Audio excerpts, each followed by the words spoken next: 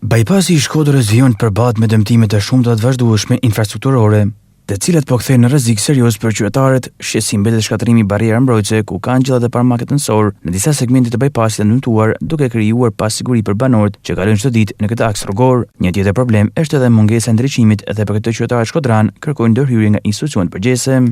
Problema është mos makinat kalojnë i prishin, se dora njerëz si ka prish makinat. Problema është. A këtë domon në rrezik për qytetarët që lëvizin këto? Pa rrezik është mos. A duhet në hy domon mas dohet ky segment rrugor, duhet në hy po them. Po më pa duhet edhe ndriçimi ka kja pjesa këna e herë është ton pa ndriçim.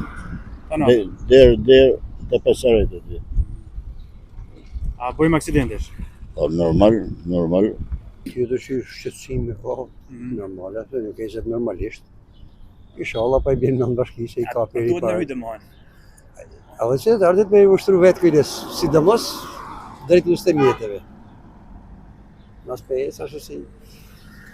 Me gjithate, është detyre se cilit me mirëmajt i këtë shpinë tonë, Shkodrën. Si sa problem, pa i qartë njerëzit këtë. Kanë rrë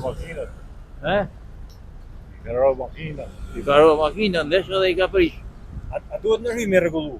Po si marë? Po, ai që i ka ndën për...